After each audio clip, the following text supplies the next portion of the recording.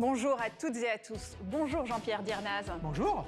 Merci d'être avec nous. Vous êtes le directeur général de General Motors Europe et notamment de Cadillac, la marque la plus prestigieuse du groupe américain.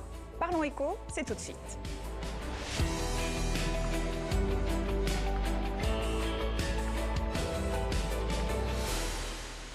General Motors a quitté l'Europe sur un échec commercial en vendant Opel il y a quelques années. Aujourd'hui, vous revenez avec Cadillac, des voitures haut de gamme, 100% électriques. C'est un retour ambitieux ou un pari risqué? C'est un retour ambitieux. Tout simplement parce que la marque Cadillac, c'est presque la marque la plus inconnue des marques connues. Donc hors des États-Unis, c'est une marque qui existe dans l'inconscient collectif, mais qui n'a pas de réalité tangible.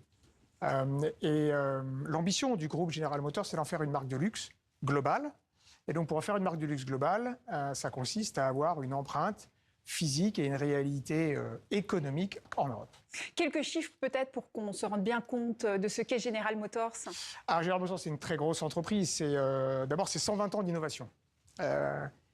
Par exemple, les airbags, par exemple, le starter électrique. On était la première marque qui a recruté un designer pour dessiner des voitures. Avant General Motors, il n'y avait pas de designer qui dessinait les voitures, par exemple. Ça, c'est pour l'innovation. Et puis, pour Cadillac, et pour Cadillac en Europe, c'est une marque 100% électrique avec 4 modèles qui, aujourd'hui, définissent la gamme. Cadillac, c'est Elvis Presley, c'est Hollywood, ce sont les cérémonies présidentielles. Peut-on électrifier une légende sans en trahir l'âme?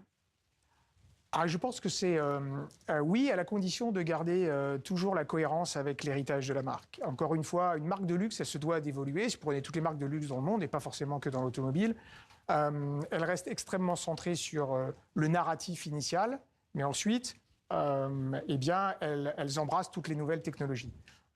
Et Cadillac fait partie de ces marques qui sont tellement iconiques qu'on se doit de préserver cet héritage avec un gros piège, c'est le fait de rester finalement clôturé derrière cet héritage. Donc il faut savoir être capable à un moment de casser les codes, de se réinventer en temps. Vous les avez cassés, les codes, parce que c'est vrai que ces voitures n'ont rien à voir avec l'image historique qu'on se fait de Cadillac. Alors oui, tout à fait. Déjà, le premier code qu'on a cassé, c'est qu'on arrive avec une gamme 100% électrique, ce qui n'est pas forcément attendu de la part de Cadillac. Ensuite, on a essayé de trouver un compromis entre ce qu'est la marque, c'est-à-dire sa présence physique, notamment des voitures qui sont extrêmement impressionnantes physiquement, et puis un côté plus européen, si vous regardez le design de nos voitures, d'ailleurs dessiné pour 2 d'entre elles par des designers français, des femmes, on a un design plus contemporain, un peu plus européen. Entre la concurrence chinoise, les incertitudes technologiques, la chute des ventes, le secteur traverse une crise. Comment vous l'analysez? Comment vous vous adaptez? Alors, c'est d'abord une période effectivement assez compliquée.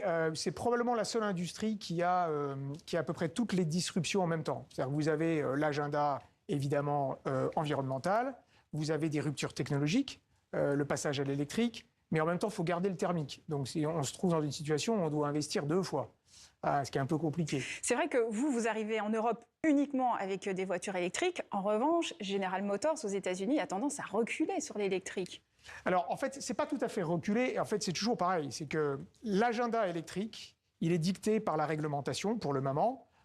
Et donc, cette réglementation, elle change. Elle est moins favorable maintenant aux États-Unis, donc vous faites marche arrière. Exactement. C'est pas forcément quelque chose qui s'inscrit dans le temps. Ce qui est sûr, c'est que l'industrie automobile, et particulièrement General Motors, notre gros point fort aujourd'hui, c'est la capacité à s'adapter. Vous avez aussi, évidemment, la concurrence, une concurrence notamment asiatique, chinoise. Les Chinois, c'est vrai qu'ils arrivent avec des batteries qui sont très performantes, des voitures 30-40% moins chères. Vous pensez que les industriels européens ou encore américains, ils ont manqué ce virage de l'électrique? Non, je crois pas. Je crois que d'abord, toutes les marques sont aujourd'hui lancées dans l'électrique. Si vous prenez General Motors, on a été un des premiers à lancer. Les Chinois arrivent quand même avec des batteries qui sont extrêmement performantes et moins chères. Oui, mais ils n'ont pas la marque. Ça fait partie des grandes actualités de la marque cette année. Cadillac s'est lancé en Formule 1. Ça fait longtemps que vous attendiez d'avoir une place. Quelles sont vos ambitions pour le championnat? Alors, d'abord, nos ambitions, c'est effectivement de faire en sorte que on progresse le plus possible et le plus rapidement possible dans un championnat qui est le pinacle de la course automobile. Savoir Cadillac et la course automobile, ou General Motors et la course automobile, ça fait très très longtemps que nous avons cette expérience-là. Jamais en Formule 1.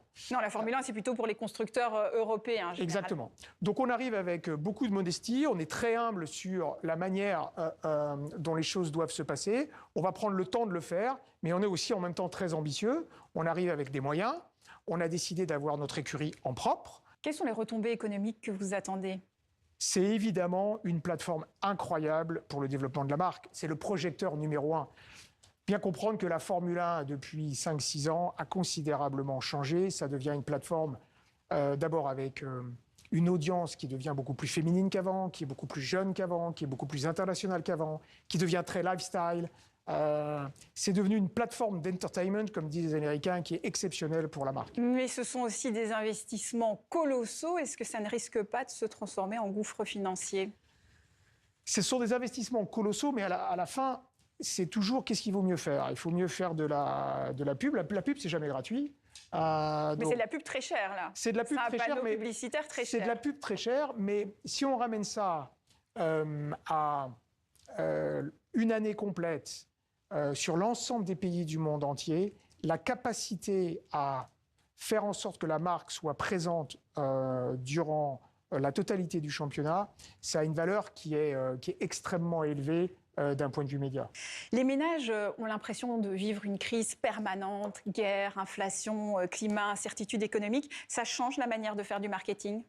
Ah oui, ça change énormément la manière de faire du marketing, ça c'est une certitude. Il y a une instabilité qui provoque chez le consommateur des changements de comportement qui ne sont pas forcément durables. Et c'est là où c'est très compliqué pour les marques, puisque selon la crise, ça peut être une crise financière, une crise diplomatique, ça peut être une crise de santé. Donc les consommateurs réagissent différemment selon les crises, et donc les marques doivent s'adapter. Et c'est très compliqué de comprendre la manière dont le client souhaite voir les marques évoluer. Il y a une chose qui est sûre, c'est que la confiance, la réassurance sont absolument clés désormais dans les valeurs de marque. On l'a dit, l'industrie automobile vit de grandes transformations avec l'électrique, avec la voiture autonome et avec les nouveaux usages. Dans les 10 prochaines années, qu'est-ce qui va concrètement le plus changer pour les conducteurs ? La première chose, c'est même si la voiture électrique a des hauts et des bas, la réalité, c'est que c'est sur le long terme le futur. Donc la première réponse à cette question, c'est la voiture électrique. Et après des années de promesses, la voiture 100% autonome, on en est où et où va-t-on ?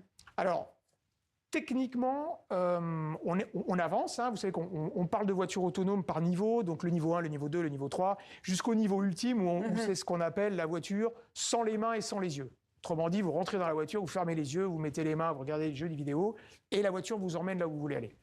On est loin de tout ça pour le moment. Alors ça existe à certains endroits, je pense à Waymo et les robotaxis qui circulent à San Francisco. Ça existe, mais de là à ce que ça devienne aujourd'hui le moyen de transport numéro 1 dans les centres urbains de toutes les capitales du monde entier, on y est encore loin. Et puis, il y a quand même quelque chose, on parlait du consommateur, c'est le consommateur qui décide.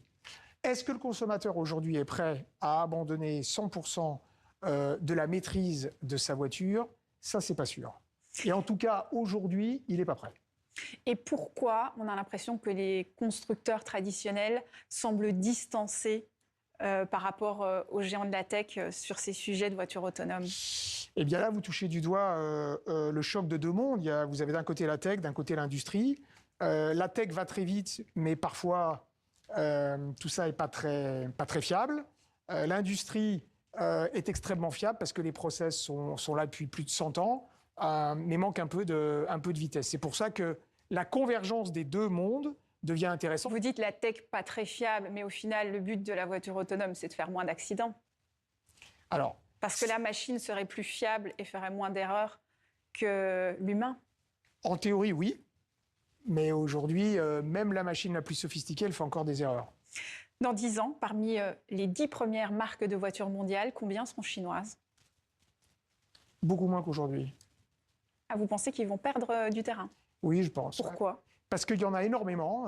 Tous les mois, il y en a une nouvelle. Et que fondamentalement... BYD sort peut-être un petit peu du lot. Mais ce n'est pas tellement qui sort du lot. La réalité, c'est qu'il y en a beaucoup trop. Donc, dans toute industrie. Et il n'y a pas beaucoup trop de constructeurs européens ou américains? Ah ben, il y a plus de Chinois que de constructeurs européens ou américains aujourd'hui. Donc, je pense que les constructeurs chinois se concentreront. Il y aura une grosse concentration. Il y aura des victimes. Je vous propose maintenant que l'on parle de vous.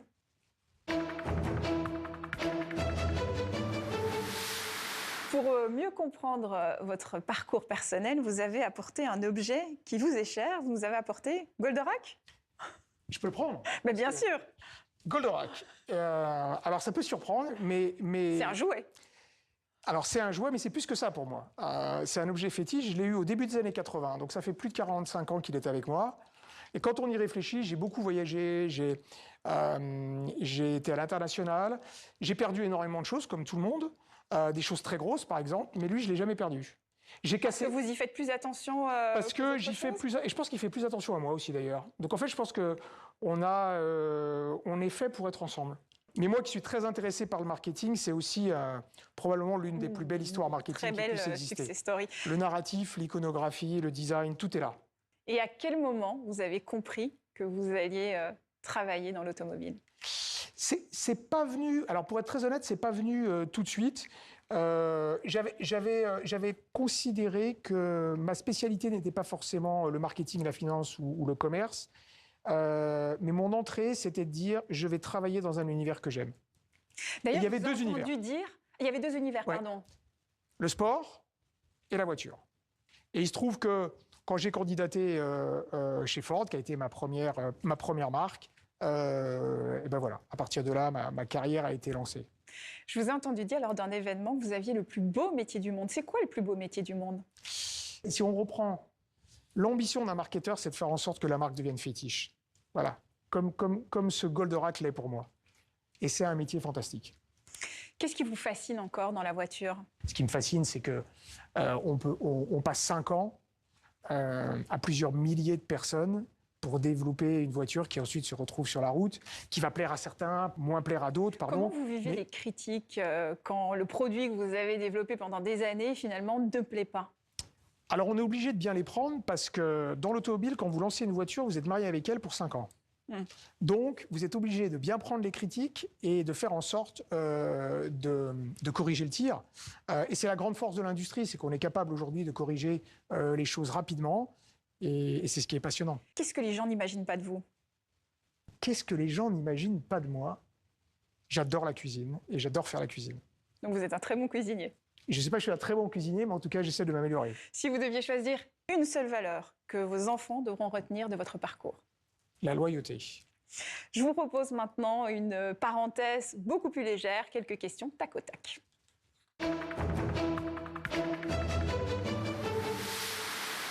Un pitch de 30 secondes ou un dîner de 3 heures? Pitch de 30 secondes. Cadillac-sur-Garonne ou Détroit? Détroit. Vous préférez un client fidèle ou dit nouveau? Client fidèle. La dernière chose que vous avez achetée par émotion? Une paire de skis. Le silence d'une bibliothèque ou le tumulte d'une grande ville? Le tumulte d'une grande ville. Elon Musk, un génie qui vous inspire ou un concurrent agaçant? Concurrent agaçant. Il vous inspire pas? Pas plus que ça. Ce qui vous fait rire à coup sûr? J'ai honte, mais quelqu'un qui chute devant moi. Voilà. Heureusement, c'est pas arrivé sur ce plateau. TV5 Monde, chaîne de la francophonie. Quel est votre mot préféré en français? Le romantisme. Bien, merci à vous, Jean-Pierre Diernaz, d'avoir été notre invité. Merci à vous tous de nous avoir suivis. Rendez-vous évidemment la semaine prochaine. Et je vous propose de terminer cette émission par une photo. Merci.